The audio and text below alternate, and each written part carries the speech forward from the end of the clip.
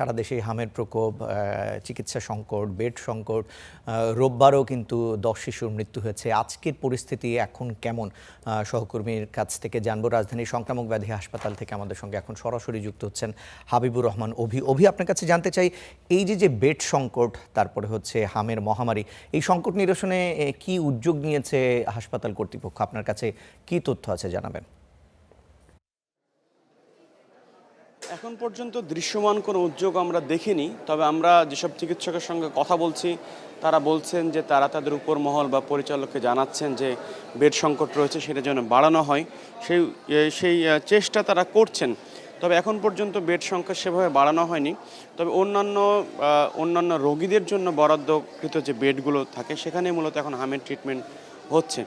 আমরা যেখানে রয়েছি রাজধানীর সংক্রামক ব্যাধি হাসপাতাল, সবচেয়ে বেশি রোগী এই হাসপাতালে কিন্তু ভর্তি হয়েছেন হাম নিয়ে।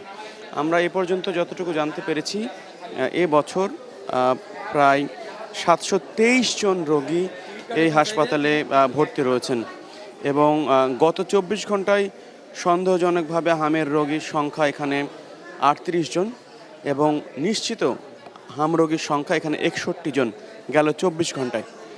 আর যেটা বললাম যে সব মিলে কিন্তু এই হাসপাতালে 700-র বেশি রোগী এখানে ভর্তি হয়েছেন হামের ভাইরাস নিয়ে।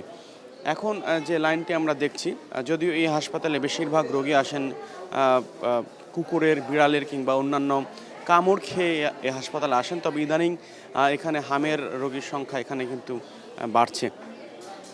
রাজধানীর অন্যান্য হাসপাতালেও কিন্তু বেড সংকট রয়েছে। সকালে আমরা গিয়েছিলাম রাজধানীর আজিমপুর মাতৃসদন ও শিশু হাসপাতালে, সেখানে মাত্র 6টি বেড নিয়ে সেখানে তারা হামের ট্রিটমেন্ট করাচ্ছেন।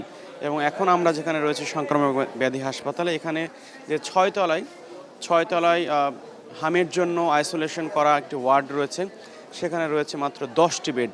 মানে বুঝতেই পারছেন যে এখানে বেশ সংকট রয়েছে এবং কয়েকজন রোগী এখানে ভর্তি আছেন যে যেখানে পারছেন। আমরা হসপিটালের ভেতরে গিয়ে যেটা দেখে এসেছি যে বেডের বাইরে বারান্দায় অনেকে ভর্তি হচ্ছেন বা বেডের নিচে ভর্তি হচ্ছেন এবং অনেকে কিন্তু যেটা বলছেন যে তারা এখানে এসে জাস্ট পড়ে আছেন, যে এখানকার হসপিটালে যে ট্রিটমেন্ট পেলে তারা সুস্থ হয়ে যাচ্ছেন এবং 4-5 দিন থাকছেন। অনেকে আমরা এমনও পেয়েছি যে ঈদের সময় এসেছেন, অর্থাৎ এখন থেকে প্রায় 15-16 দিন আগে এখানে ভর্তি আছেন, এখনও তার রোগ সারেনি।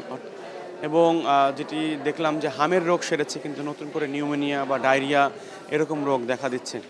আর যেটি আপনাকে জানিয়ে রাখি, সকালে যে চিকিৎসকের সঙ্গে আমাদের কথা হচ্ছিল যে আগে যেরকম 9 মাস বয়সী বাচ্চা থেকে উপরে বয়সী বাচ্চাদের ট্রিটমেন্ট দেওয়া হচ্ছে, এখন কিন্তু 6 মাস বয়স থেকে কিন্তু হামের টিকা দেওয়া হচ্ছে। নতুন যে নির্দেশনা সরকারের, সেটাতে আমরা দেখছি যে 6 মাস বয়সী বাচ্চাদের হামের টিকা দেওয়া হচ্ছে। এবং চিকিৎসকরা যেটা বলছেন যে পরিমাণ রোগী এবার হামে আক্রান্ত হয়ে মারা গেলেন, মূল কারণ যে বাচ্চাদের রোগ প্রতিরোধ ক্ষমতা কম থাকায়। রোগ প্রতিরোধ ক্ষমতা কেন কম হচ্ছে? কারণ তাদের মায়েরা পুষ্টি সমৃদ্ধ খাবার খাচ্ছেন না, ভালো খাবার খাচ্ছেন না, অথবা বুকের দুধ দেওয়া হচ্ছে না বাচ্চাকে, বা বুকের দুধ পাচ্ছে না। এরকম কারণগুলোর কারণেই বাচ্চারা রোগ প্রতিরোধ ক্ষমতা কম হচ্ছে এবং কম থাকায় এই হামের ভাইরাসটি তাদেরকে আক্রমণ করছে। আর যে ব্যাপারটি আরেকটু বলে রাখি, যে রোগ প্রতিরোধ ক্ষমতা কম হচ্ছে এবং বাচ্চারা তারা হামের টিকা নেয়ার পরও যারা এর আগে 9 মাস বয়সে বা 15 মাস বয়সে হামের টিকা নিচ্ছে, তারাও কিন্তু আক্রান্ত হচ্ছে। অর্থাৎ ভাইরাসে কিন্তু প্যাটার্ন চেঞ্জ এসেছে। ভাইরাস প্রতি বছরই তো হামের এরকম প্রকোপ থাকে, কিন্তু এই যে এবারের ভাইরাসটি একটু ভিন্ন রকম এবং এর জন্য দেখা যাচ্ছে যে হামের টিকা নেওয়ার পরও বাচ্চাদের আক্রমণ করছে। এবং শুধু বাচ্চারা না, কিশোরী এবং যারা এডাল্ট তাদেরকেও কিন্তু আক্রমণ করছে হাম ভাইরাস। সব মিলে বলা যায় যে হাসপাতালগুলোতে একরকম বেড সংকট আছে, রোগীরা ট্রিটমেন্ট নিচ্ছেন যে যেভাবে পারছে। আপনাকে ধন্যবাদ।